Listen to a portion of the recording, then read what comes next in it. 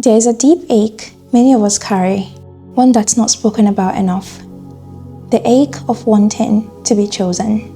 For years, we wait for the right person, the right approval, the right moment, believing that when someone chooses us, we will finally be enough. The need to be chosen is often the very thing that keeps us from truly being ready for marriage.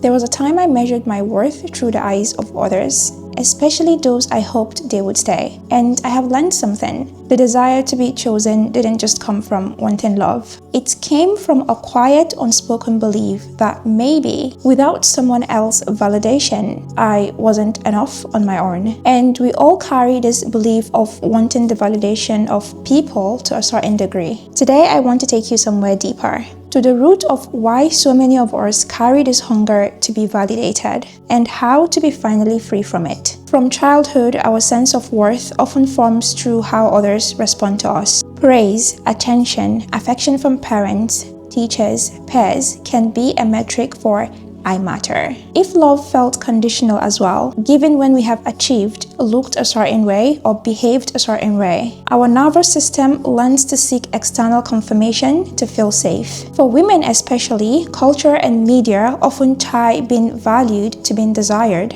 picked or approved of, whether in marriage, career, or beauty standards. This teaches us that our worth is earned through someone else's recognition than what we already carry. When you don't fully understand or know your own value, there is a silent emptiness inside. External validation feels like the fastest way to feel it. But because it's not from within, the feeling fades quickly, creating a cycle of you craving more. The only way to feel safe is to know the one that gives unconditional love, Allah, and also learn about yourself. This way, you stop seeking external validation and go inwards. When you rely on other people's praise, approval, or recognition to feel good about yourself, while it can feel nice, it is unstable because it depends on other people's opinion, which you can't control. But when you affirm your own worth, recognize your own values without needing others to constantly approve, this creates a stronger and steadier foundation for self-esteem and growth. A good balance can be healthy. It is natural to appreciate encouragement from others. We're all wired that way because we need each other. But the core of your confidence and peace should come from within, from your worship, from how you take Allah as a friend, your relationship with Him as a guide to life, and your main source of fulfillment. And the second way is self-discovery, journaling, exploring your thoughts, getting to know your own emotions, acknowledging them, trying new things, taking time for yourself with no stimulation from phone, family, or friendships. Allah is your protecting friend,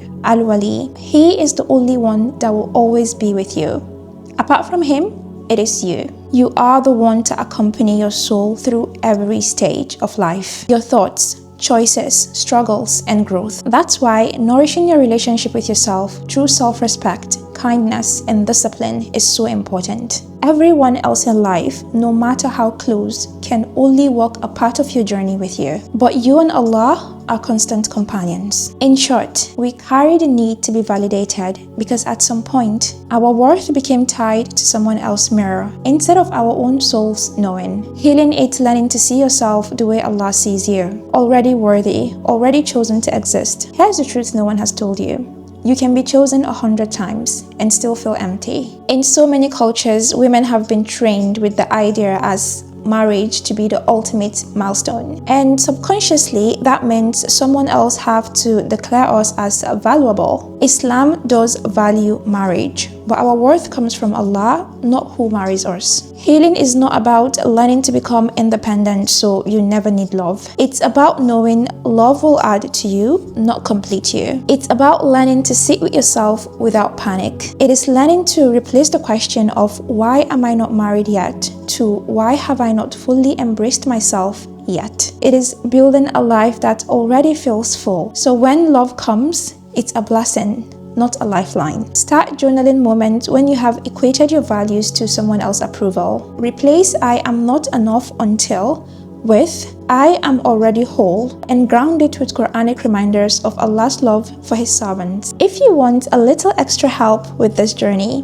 a gentle guide to help you connect with yourself and your fate every day. I created the Bloom Within Journal. It is filled with reflections, prompts, and reminders specifically designed for Muslim women who want to grow from inside out. If you feel ready to bloom within and grow to become the radiant woman you were created to be, you might find it very helpful for those moments of quiet self-discovery. It is available to pre-order now through the link in the description below. Write down moments in your life when you felt you had to earn love or approval. Then write a compassionate letter to your younger self, from each moment affirming her worth. When your worth depends on people, it's fragile. But Allah reminds us He created us with honor. Your values doesn't rise and fall with someone's opinion. In a journal, write 3 names of Allah or ayahs that reminds you of His love for you. Reflect on how that changes the way you see yourself. Build the life you love now. Don't wait for marriage to start living. Fill your days with things that make you feel alive, learning, creating, nurturing friendships, serving others. A whole life attracts whole love, not because you need someone, but because you're already living beautifully. What does a full and beautiful life look like for me today? Not later. Not when I get married, today. And then choose one thing from that list and start this week. We spend so much time editing ourselves to be chosen, but the right people are drawn to your truth, not your performance. The problem with living to be chosen is it keeps you in a constant audition. You keep editing yourself, deeming part of who you are, performing for approval. You forget that Allah already wrote your value long before you ever met anyone. And if you don't heal that need, marriage won't fix it. It might even make it louder. If you're in that place right now, I want you to know that you're already chosen by Allah to exist in this exact moment, to live, to experience this journey. And when you start living like you're already chosen, you will find that the right people don't need convincing. They will just recognize who Allah has already made you to be.